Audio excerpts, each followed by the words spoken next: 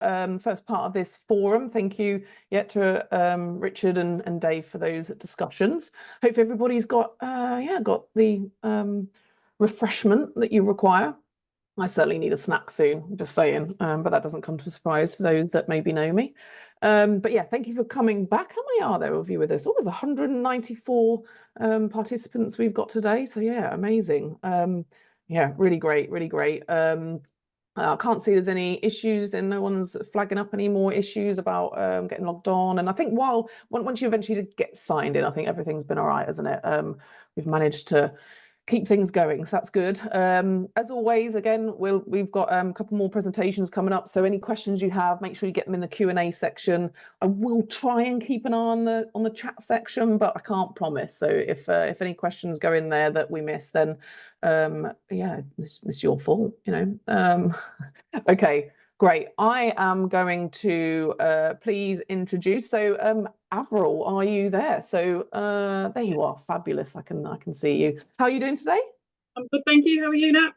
Yeah, doing all right, doing all right. Still miserable here, but you know, hey, it is for everybody. So that's all be in this together.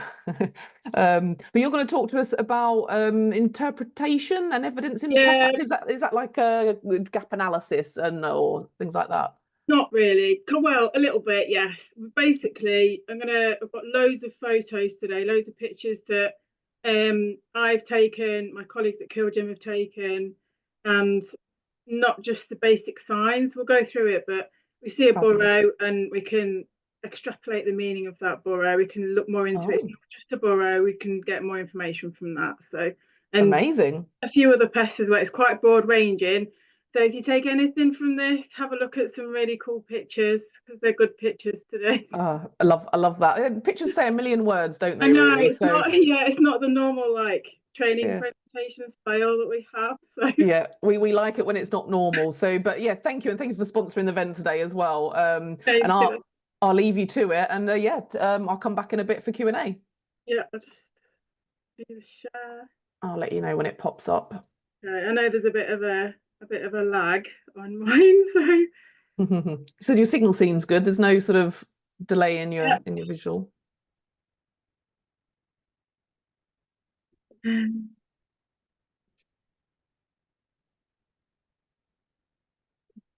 Are you working off a couple of screens, or you just got one? Oh, here we go. It's coming up. A couple of screens. So we'll do that. There we go. We can see your main view.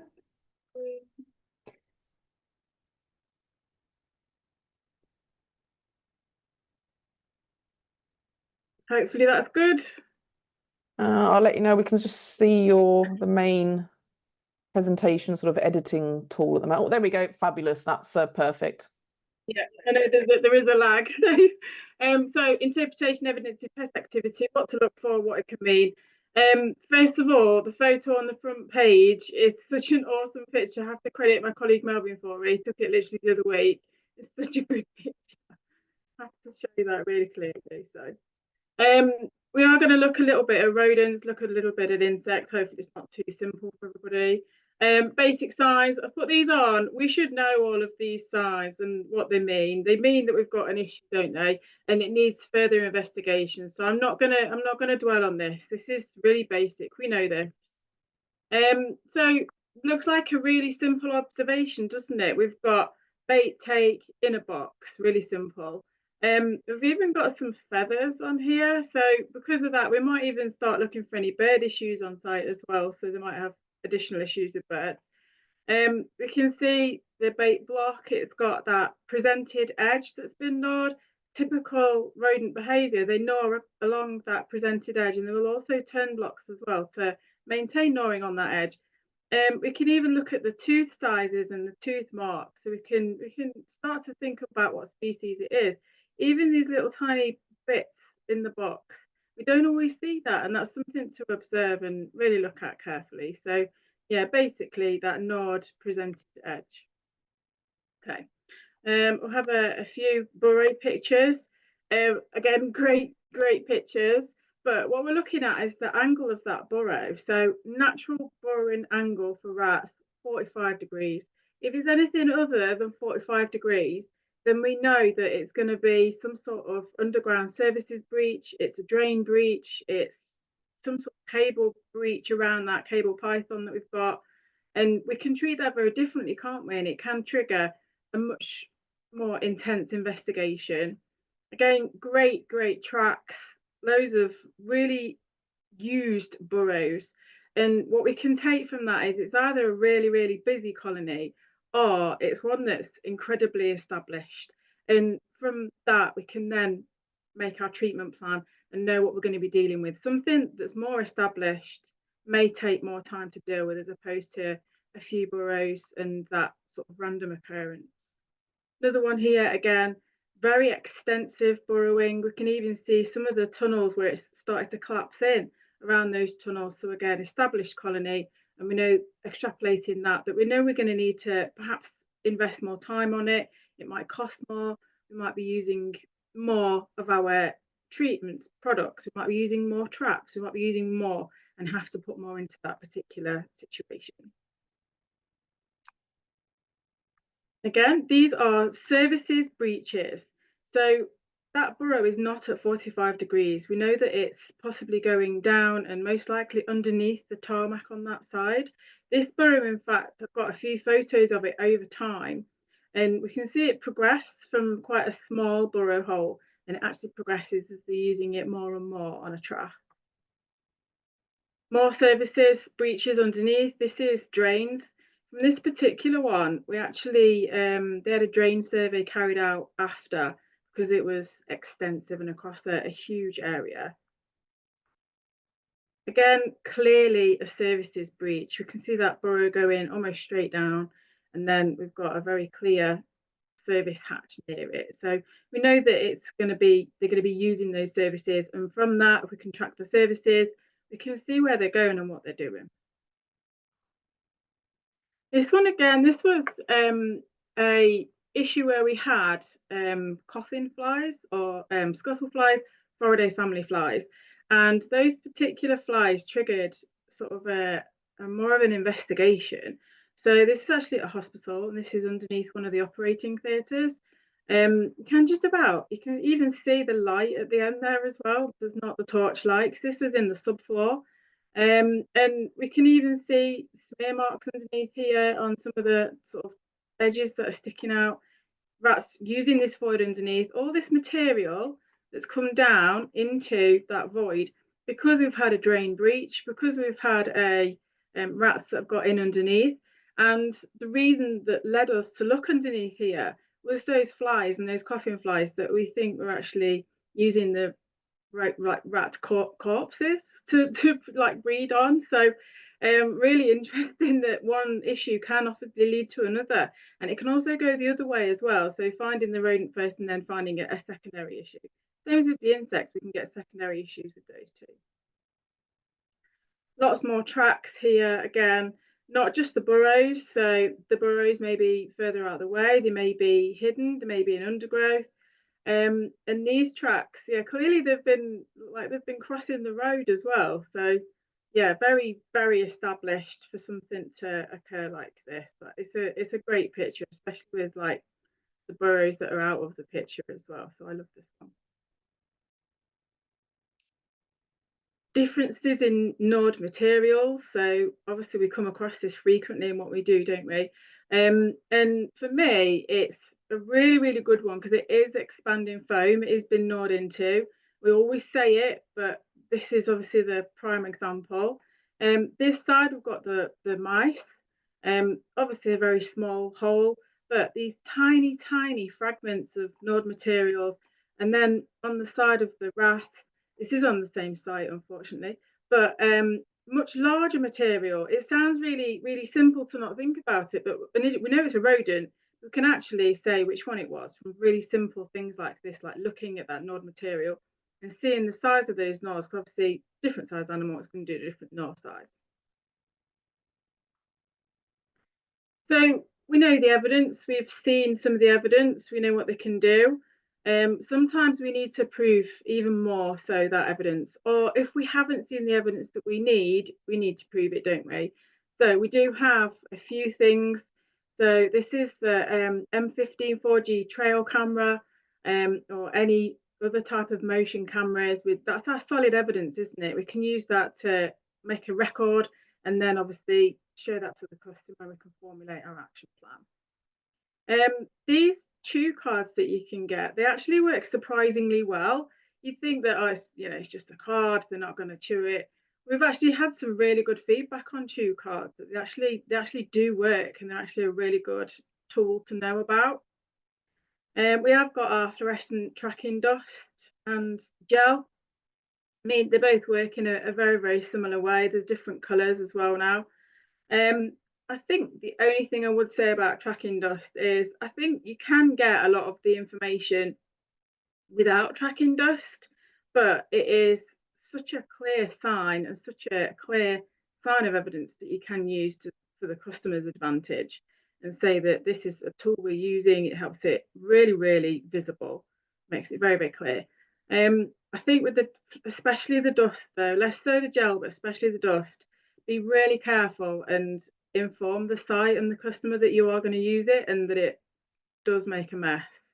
The amount of times I've been into a site, especially when I was auditing, and it looked visibly clean, and I'd shine my UV on it, and literally they'd wet cleaned it, and the walls literally lit up yellow because of obviously the fluorescent dust that have been cleaned.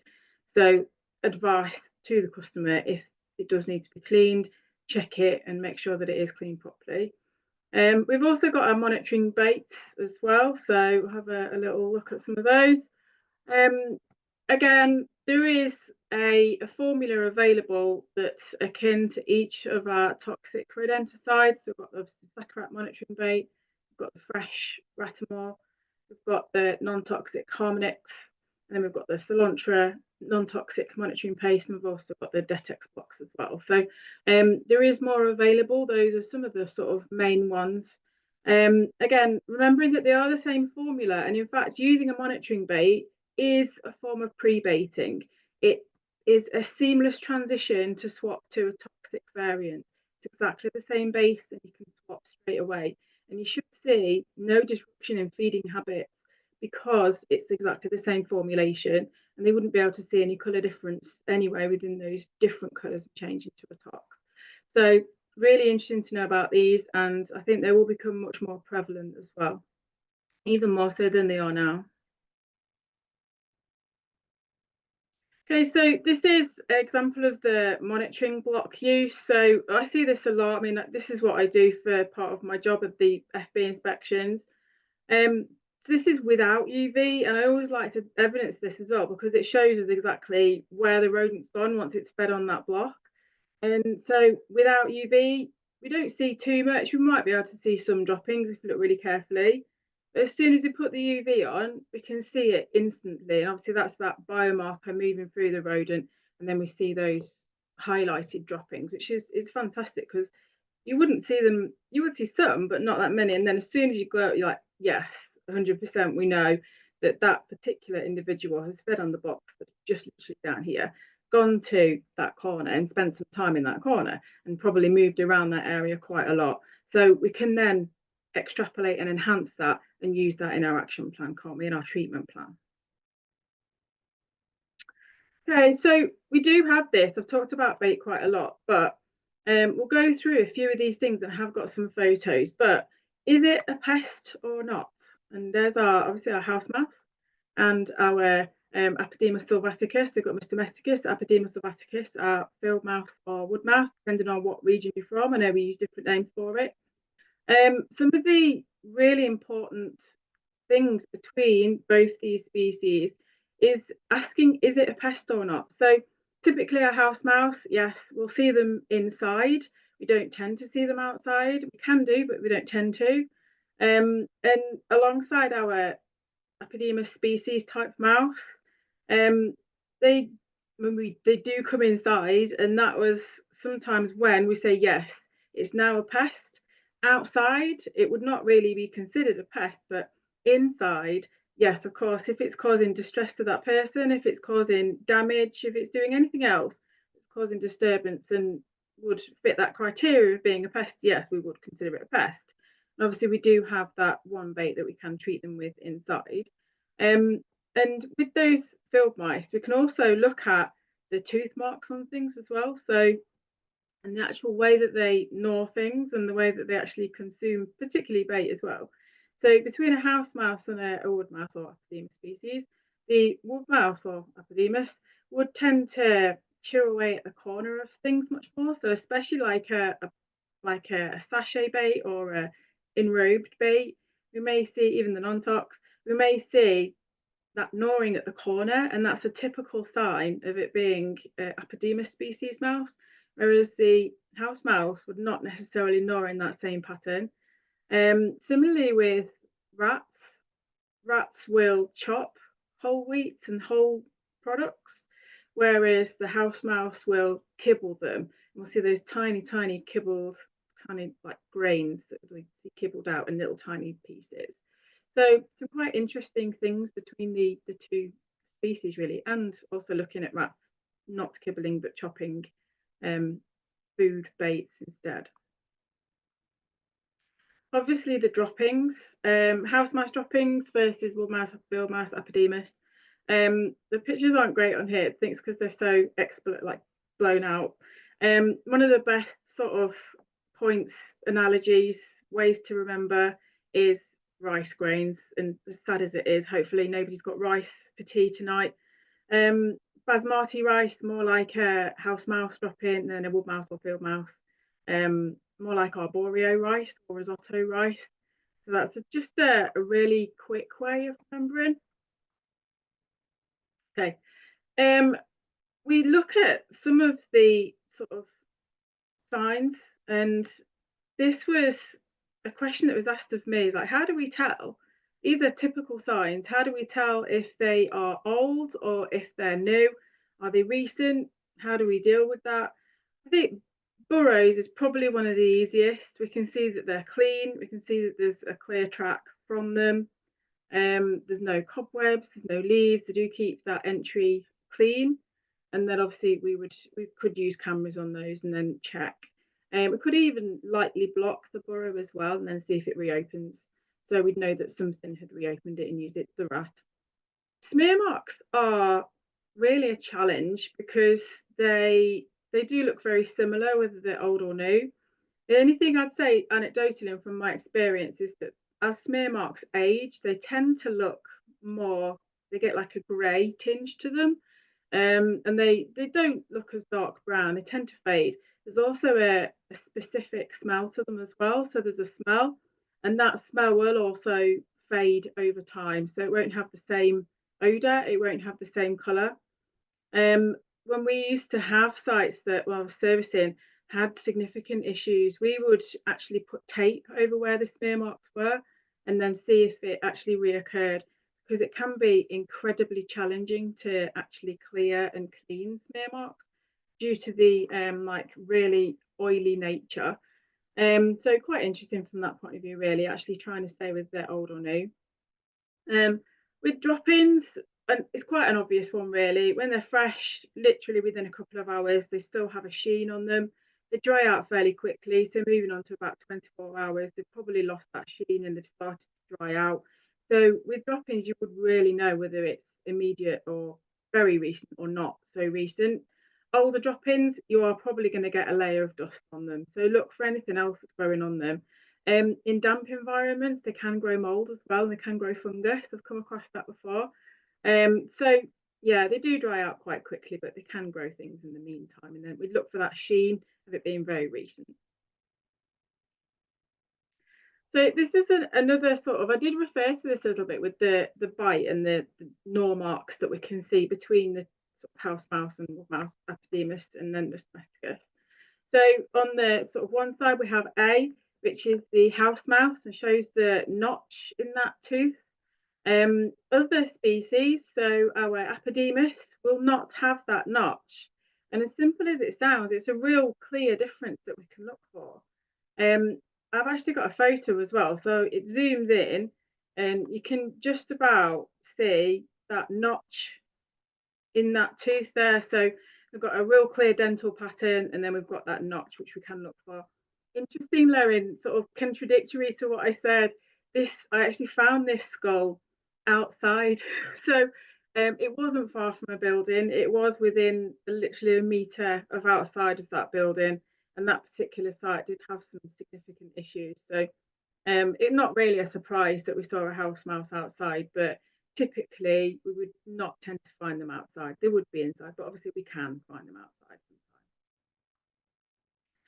sometimes. Like I mentioned earlier on the summary little section, so slug and snail damage, it does happen, we do get it. I think what's interesting about these two blocks is obviously we've got our presented edges, they've been gnawed. We've also got snail or slug droppings within the box as well, so that we know that they've actually consumed some of that bait. So some of it's gone missing. There is even a faint trail across the top of it as well, so we look for that. Repercussions of slug and snail damage. So we do have this emerging issue, and more detail is needed, more data is being carried out, more research, that these slugs and snails could go back into the environment and then be consumed by something else. And then obviously we are trying to do something about this with the further restrictions that we have on outside baiting, but it is something to be aware of and something that's very difficult to stop as well with those snails moving back into the environment. This block here, there is a couple of signs on it. So we have got some snail droppings on top of it, but we've also got, if you look really carefully, there's some frass as well. So particularly in this little bottom section, there's some frass. So there's also been some moth activity on that block. So a few things have been eating it and at it. Insect damage, so again, signs of insects. So there is a large number of store product insects, particularly primary category, that can gnaw into bait and can consume bait.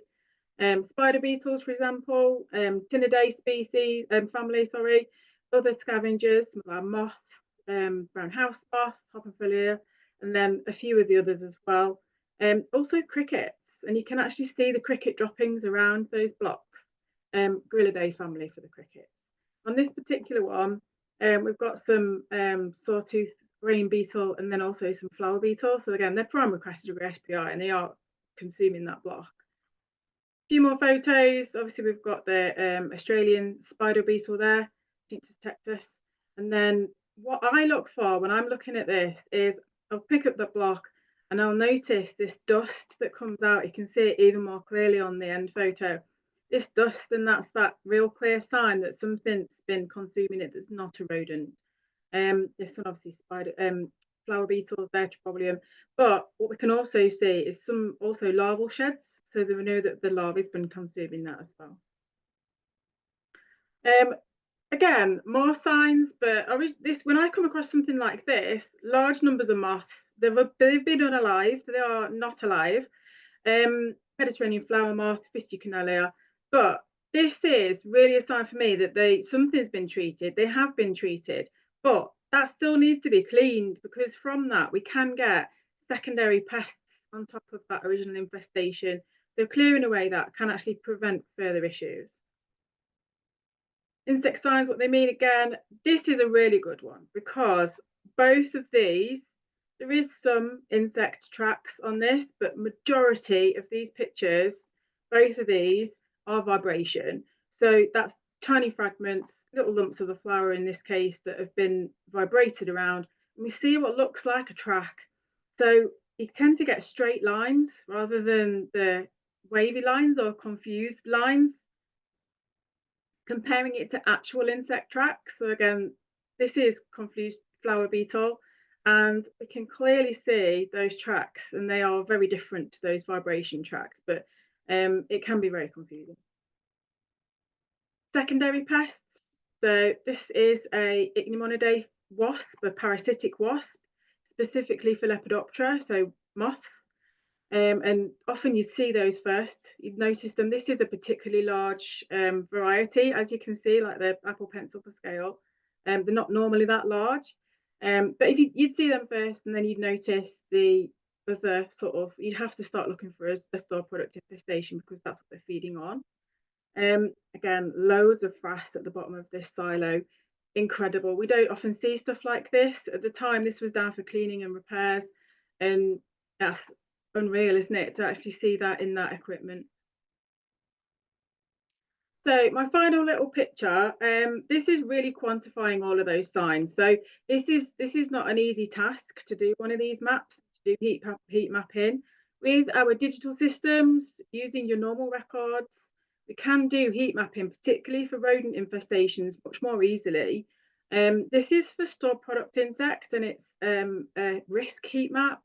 And really, really interesting. We've got our sort of imminent high risk areas of that industrial bakery, showing signs where we've found those actual insects. There is live insects in those areas, and then decreasing risk as we go along the line. So I mean, I'm able to do this because I know the machinery, I know the pests, I know the site, and actually carrying out heat mapping is an amazing visual tool that you can use to help the customer. It helps them mitigate SPI risk, it helps them clean appropriately in the areas that need that cleaning the most. And it basically brings everything together so that we can present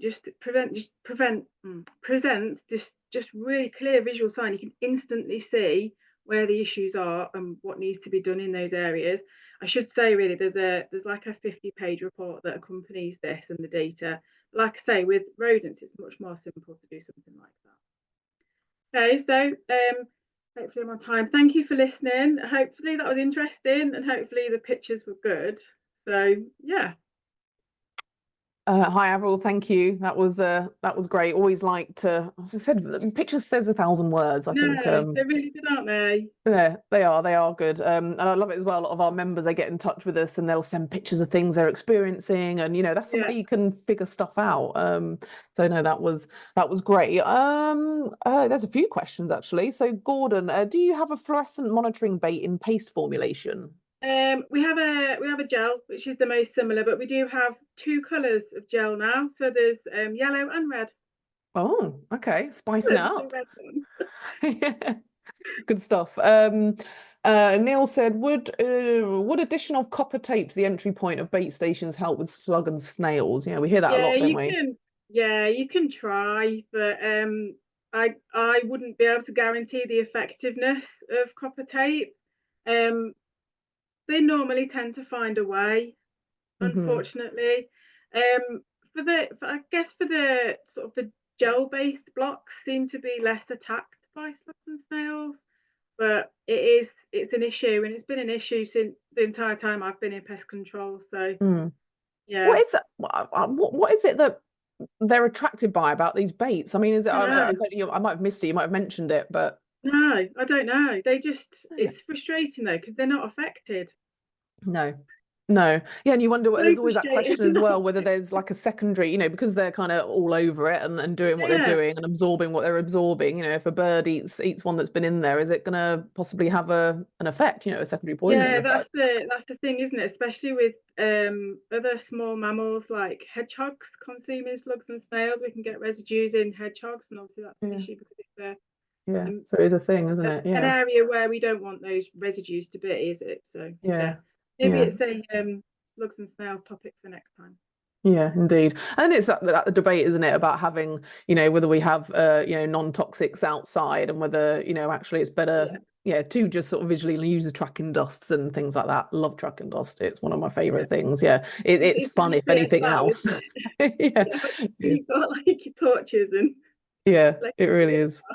I remember one time I used it, I think it was under a floorboards, it was rats, and you couldn't figure out where they were coming from. And I remember putting it under some, taking some floorboards up and putting a little pile of it. And then the next day when we checked, it was just, you could just see in the corner there was a pipe, and I could see a footprint had just disappeared behind it. And I never ever would have yeah, seen that at all. no, And then we, yeah. really similar. We had one. It was in like a back of a local shop, Mm, and we didn't know where we'd caught all the other litter. We didn't know this. There was one left, and it was eating all sorts in this back shop, and it wasn't even doing normal rat behaviours because every single night it was only the tracking dust that showed us this. It was mm. climbing those cardboard cages to get to the top of the roller door, and it was Hmm. living in the mechanism of the roller door. So There you like, go. Like you wouldn't necessarily, like you said with the smear marks, it's it's difficult. You're not moving always. every single, yeah, it's moving every single night. You'd never expect them to be comfortable with that Yeah, because it's making that constantly much effort. moving. Yeah, you think, Yeah. isn't there somewhere better? Yeah. Indeed, yeah, I love it. And Hugh, so what software is there for heat mapping? Do we know much about So, that? ooh, um, not really. Mhm, Not that I ever used or know about.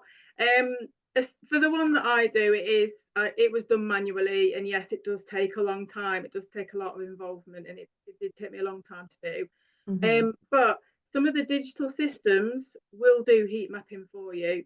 So they will show you like the digital monitoring systems. You can get the map of the premises. You've got all your baits on there, mhm, and then you can actually see how many takes there's been, and it'll give you a risk and how many are on that particular station, or how many have been monitored there, how many have been through that station, and it'll actually show you, and you can get like a heat map for rodents mhm. particularly that way. Yeah, I've had a few people mention about, yeah, say heat mapping or even just using, that detection mechanism to say, okay, yeah, Yeah, they're definitely roughly this yeah. area.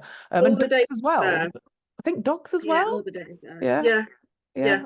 Sort of It's all detection. there. So Yeah. I mean, even another name, hotspot mapping. It's the same thing. We're looking at the same Mm, sort of, yeah, the same data really. yeah. Um, I know when you were saying about obviously the idea of a species, with the wood mouse, Yeah, field mouse, house mouse, and that idea, it's a big thing that I know I'm talking about a lot, and everybody else, that the importance of being able to identify the species that you've got, not just because of products possibly, but also the root cause of it. I think is yeah, possibly the most important one, isn't it? yeah, definitely. We need to know what the species is so we can treat it appropriately. Yeah, indeed. There's a couple more that have popped up. Mhm. So, is there any attractant for rodents? Like lures. Yeah, that's about all it says. But yeah, I mean, yeah, because Yeah, there's lures, isn't there? We can put on traps and things to sort of bring them in. yeah. We've got spray lures, we've got paste lures, we've got the Nara lures, Nara blocks. So there's lots of different types of lure now. Even the I want to say flavour, but it doesn't seem right. But it is kind of The the scent? attractive range. Yeah. More than more recently. So we have like licorice, we have meat, we have aniseed. So typically loads of those things, like especially for black cat traps and things, we may have put like a licorice Hmm. or thoughts on them. We have got a lure that's the same because it's something that's known to be attractive. So yeah, Hmm. there's lots out Yeah. there. Oh, I thought I'd just throw that out there because I know Dave mentioned about peanut butter earlier, and obviously the attractant side of things, peanut butter can be Yes, a big thing people use. But allergen. yeah, but Yes. that's it, So allergens. Yeah, people it's a need to be really good wary. point. Mm, All of the laws that we have are synthesized. So if you need something to use in a factory and it says aniseed, like oh, I can't use aniseed, they're all synthesized. So we can actually do letters to say mhm. an allergen statement to say that it's not allergenic, it is synthesized. Great. So Yeah, because some businesses they do products and they have to say contains no nuts, no trace yeah, of nuts, and yeah, of course, even though it's a low risk, yeah, technically, if you're using a trap with peanut butter on it, then so that's a yeah. risk, isn't it? It's a throw off site Yeah. offence. Yeah, and I think also in domestic properties, if the children or anyone, children, adults, whoever, actually, if you're Yeah, going to you use don't want something like that that, risk. you Yeah, need to you don't know. want that risk of somebody having Yeah, anaphylaxis. yeah, yeah. I mean, you can ask the questions, I suppose, of has anybody got, a nut allergy because I'm going Definitely. to be using X, can't it? It can be an extra question on there. So, Yeah, um, good stuff. definitely. Sorry, go on. I can see this question about the slug repellent being incorporated into bait. It's a really, really good question. Um, Shall I just Baits, read it? I'll read it out so everybody else. yeah, So, yeah, can a slug repellent not be incorporated into baits to prevent slugs from damaging them, which will then reduce the risk to birds and mammals? eating yeah, it's a really interesting one. So, I won't be able to answer it specifically, but from my knowledge about ppm and incorporating other ingredients and other repellents into baits, they often need to be of a level that could actually be tasted by the rodent. So if we were to incorporate it, the rodent would actually be able to taste that. And if they could taste that, then they probably wouldn't be attracted to it. So they'd try a small amount, maybe have a sublethal dose, and they may not go back to it. So I Mhm. think that's why they're not included in baits. And I suppose also the extra research and data that's going to be needed for that submission to HSE for approval would need to be included. And of course, that's more money, Yeah, isn't it? More yeah, research. So actually, if they feel it's, yeah, there's so many intricate kind of reasons possibly why, but also like you said, yeah. they might not eat it, which then it's going to be completely pointless. Yeah, good stuff. Oh, perfect timing. 20 to 12. I really appreciate that, Avril. Great to again have a different approach to presentations, and everyone's enjoyed it. So yeah, again, I'll see you very soon. I'll see you at Pest Tech, I'm sure. Yeah. All right, take care. Thanks, Avril. Thank you.